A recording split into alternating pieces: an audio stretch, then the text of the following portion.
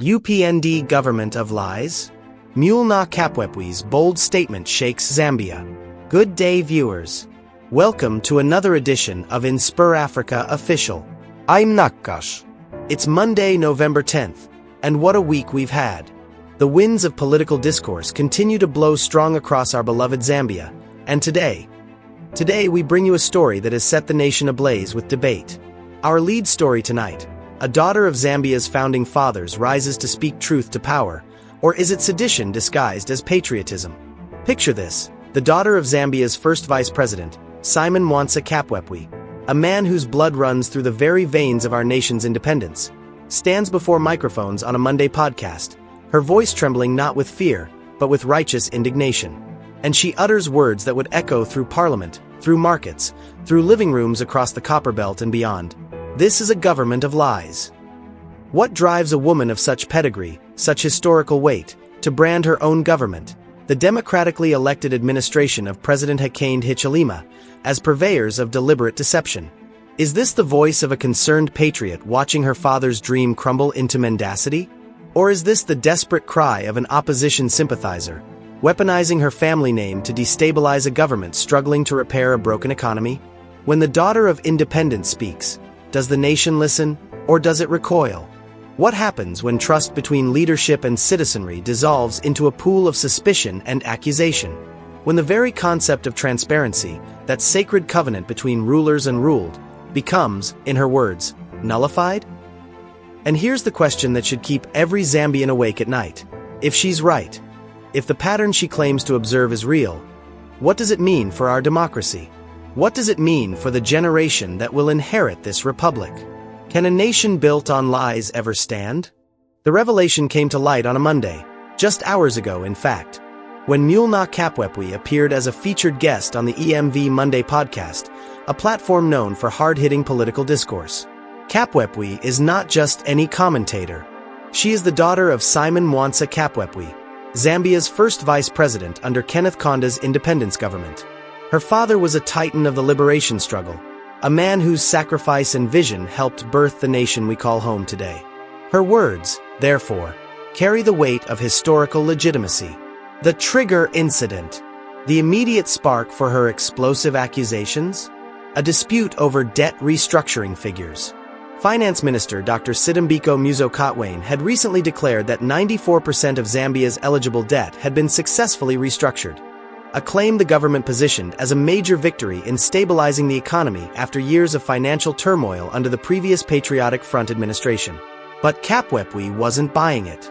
Citing alternative reports, she questioned the figure, suggesting it might be closer to 44%. This discrepancy, this chasm between official narrative and alleged reality, became the fuse that ignited a broader indictment. On October 28, 2025, Finance Minister Muzokatwane held a press conference in Lusaka, specifically addressing Kapwepwe's claims.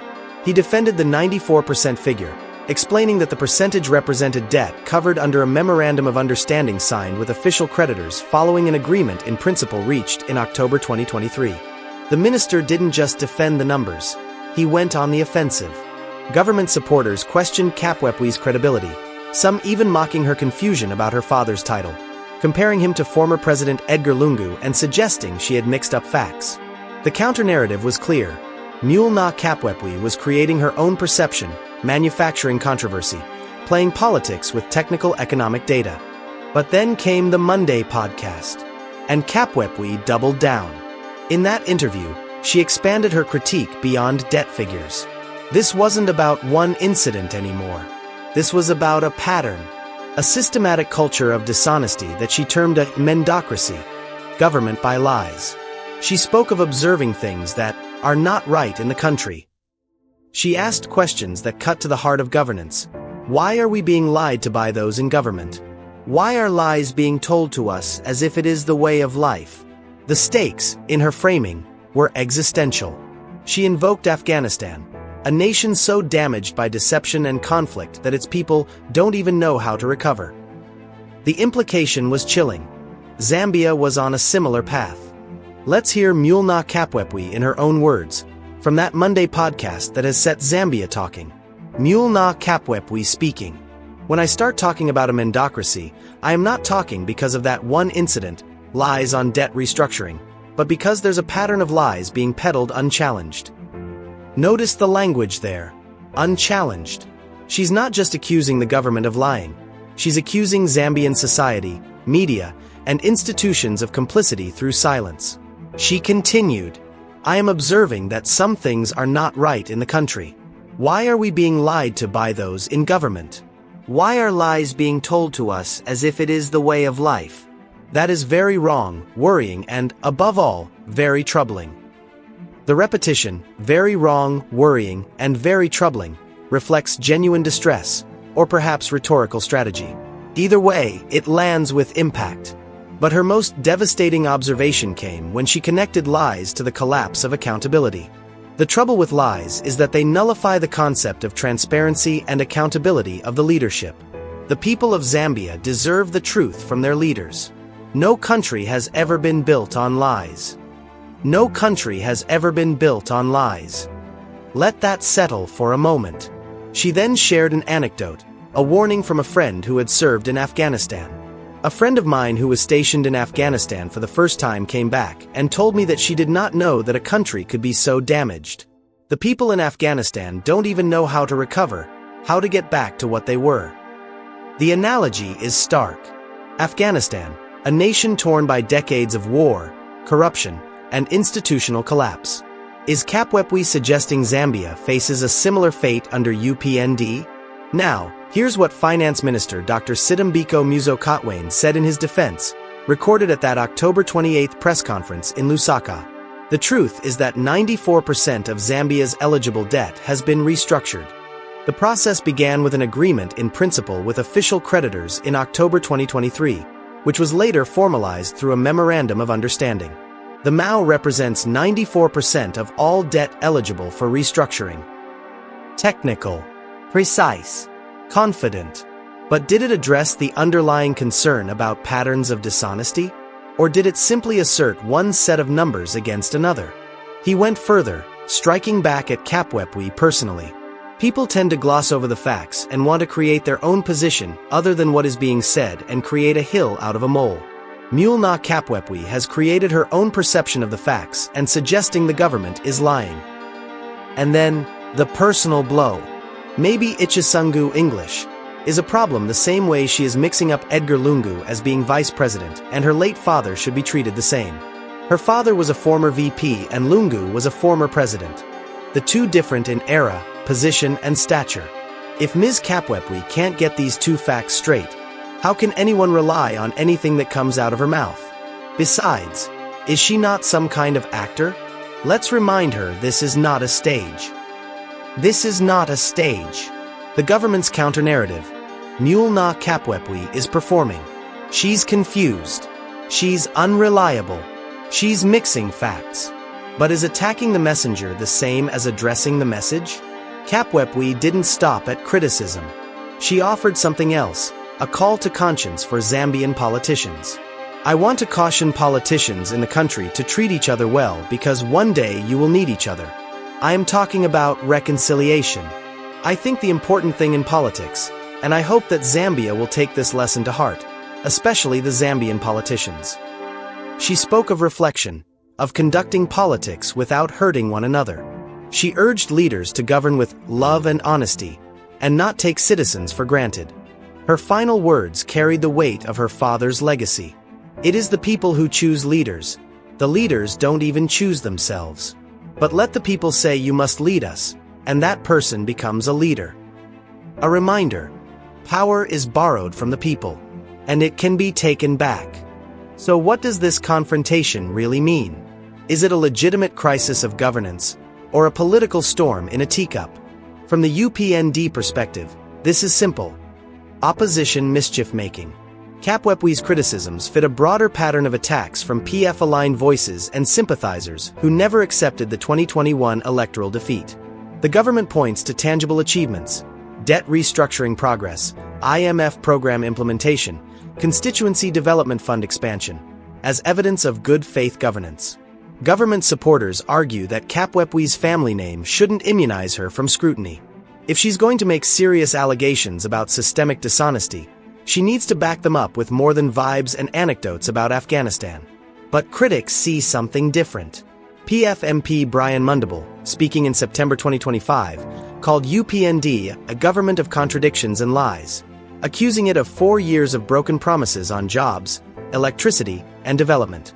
The resonance between Mundable's language and Kapwepwe's mendocracy is striking, even if their political alignments differ. Independent observers note a troubling pattern. When governments respond to criticism by attacking credentials rather than addressing substance, it often indicates deeper defensiveness. The minister's mockery of Kapwepwe's supposed confusion and his dismissal of her as an actor playing a role. These rhetorical moves don't inspire confidence in transparent governance. At the heart of the immediate dispute is a technical question. What percentage of Zambia's debt has actually been restructured? The government says 94% of eligible debt. Kapwepwe cited reports suggesting 44% of total debt. The word eligible is doing a lot of work there. It's possible both figures are technically correct if you're measuring different things. But that kind of semantic gymnastics is exactly what fuels accusations of dishonesty. Citizens don't care about bureaucratic definitions. They want to know, are we drowning in debt, or are we swimming towards solvency? Kapwepwe's invocation of mendocracy raises questions beyond economics. In recent years, Zambia has seen allegations of police brutality and enforced disappearances, the Why Me case involving Francis Kapwepwe, concerns about weaponization of police and courts for political ends, debates over free speech, sedition laws, and punishment for criticizing the presidency. Questions about treatment of opposition figures versus government-aligned personalities. These aren't just opposition talking points. They're documented concerns raised by civil society, media, and even international observers. When trust erodes, everything becomes suspect. A government could be telling the truth 90% of the time, but if citizens believe it's lying, governance becomes impossible. Interestingly, Kapwepwe's call for reconciliation and mutual respect among politicians stands in tension with her harsh critique. She's simultaneously accusing the government of systematic dishonesty and calling for politicians to treat each other well. Perhaps that's the point. She's trying to model tough criticism without personal destruction. Or perhaps it reveals the complexity of her position. A critic who still believes in the possibility of redemption. Several critical questions hang in the air. Will the government release comprehensive, independently verifiable data on debt restructuring that settles the 94% versus 44% debate? Will Kapwepwe provide specific examples of the pattern of lies beyond debt figures? Can Zambian media and civil society create spaces for substantive debate on these questions without descending into tribal or partisan warfare? What mechanisms exist to hold leaders accountable when accusations fly but facts remain contested? The danger isn't just that someone might be lying, it's that we may have lost the shared reality needed to even determine what truth looks like. And so, dear viewers, we arrive at the end of another journey through Zambia's complex political landscape. Mulenga Kapwepwe has spoken. The government has responded. The nation watches and waits. Is this a daughter of independence fulfilling her patriotic duty to speak truth to power? Or is this political theater dressed in the robes of historical legitimacy? Perhaps the answer is both. Perhaps it's neither. But one thing is certain. The conversation itself matters. Because at stake here isn't just debt percentages or political point scoring. At stake is something far more precious. The covenant between citizens and their government. The promise that leadership will be honest, transparent, and accountable. The expectation that when we vote, when we surrender our sovereignty to representatives, they will treat that trust as sacred. Kapwepwe says that trust has been violated. The government says it's doing its best in difficult circumstances.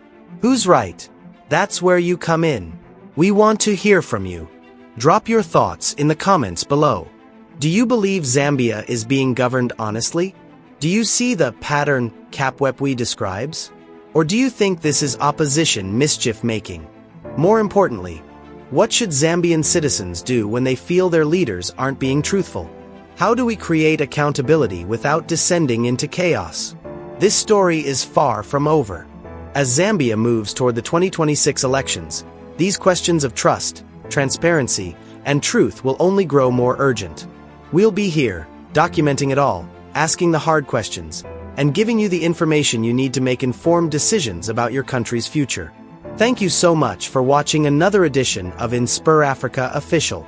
Your engagement, your critical thinking, your willingness to wrestle with complexity, that's what makes this work meaningful. I'm Nakash, and I'll be back tomorrow.